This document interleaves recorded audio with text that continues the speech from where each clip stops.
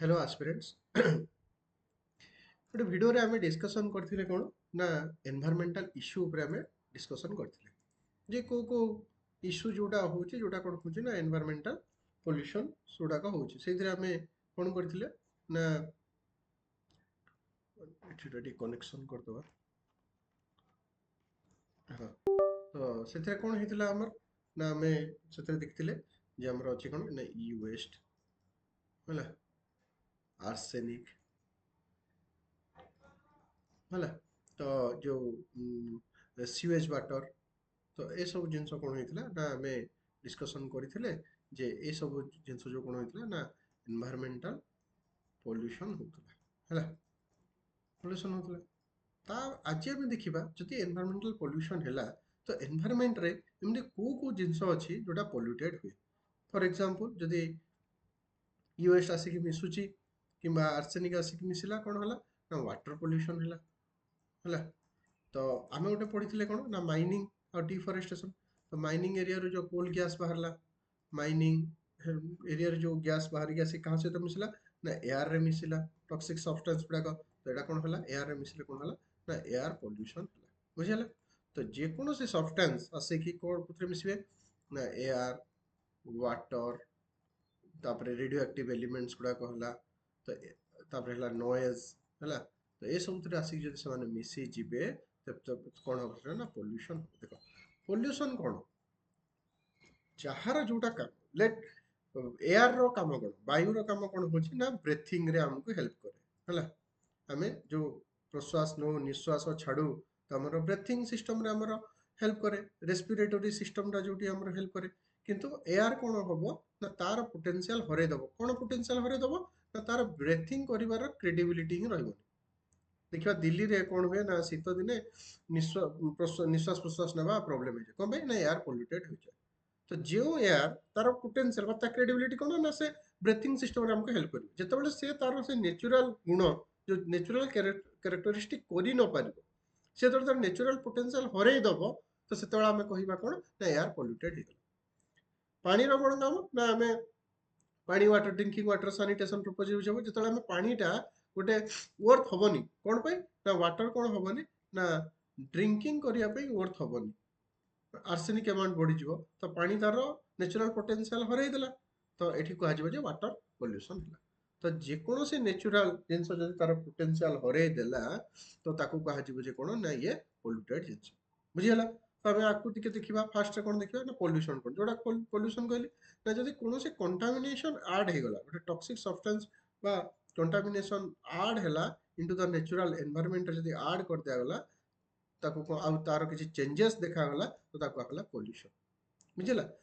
one is pollution another is pollutant जहाँ द्वारा pollution है दैट इज पॉल्यूटेंट है तो chemical substance like noise heat light और बायोलॉजिकल एजेंट गुड़ाक अच्छा जो मैंने पॉल्यूशन हेले तो दैट इज पॉल्यूटेंट बुझला तो एजेंट ऑफ पॉल्यूशन की पॉल्यूशन करते दी प्रकार आमर पॉल्यूशन हुए गोटे है नेचुरल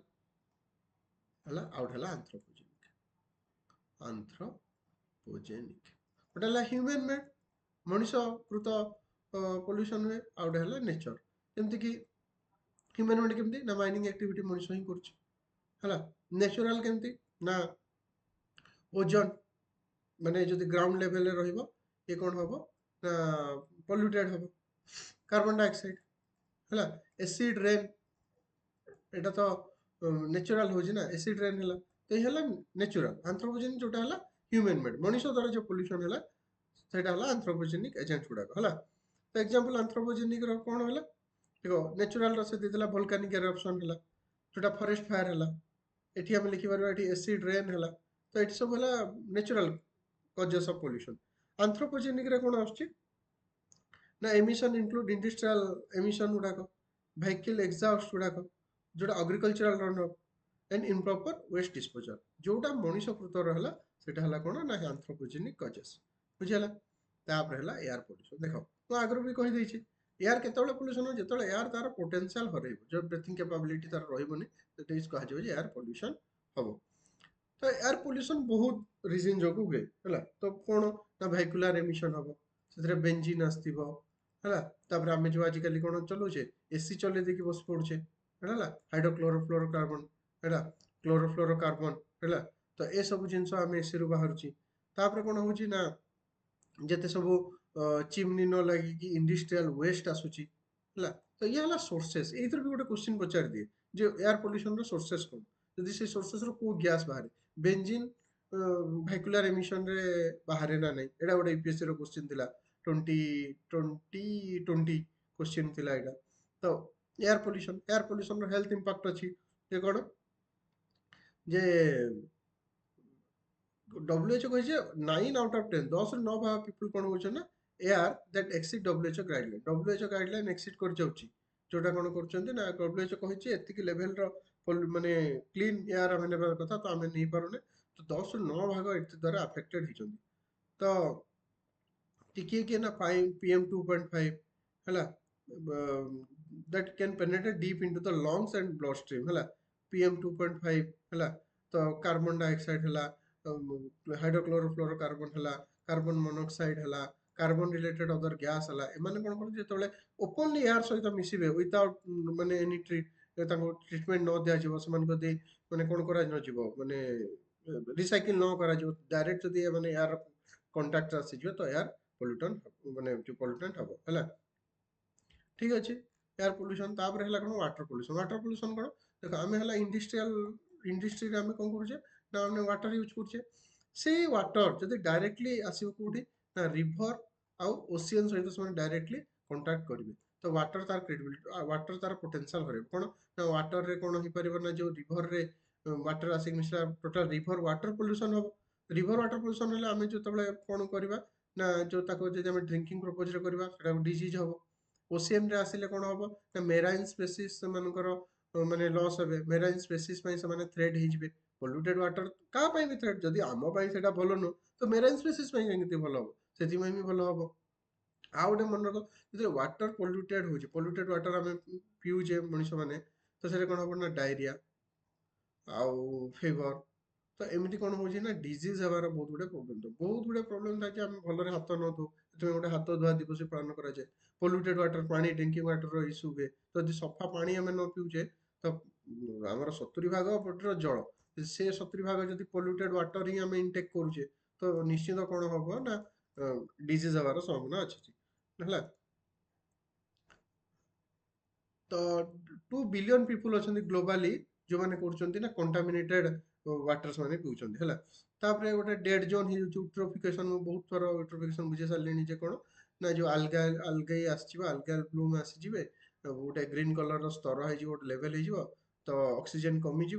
ता तले जो मैंने मेराइन स्पेसीस एक्वाटिक स्पेसीस गुड़ाक थे डेथ हो तो जी परिमाण ऑक्सीजन दरकार से ही ऑक्सीजन डिमांड बढ़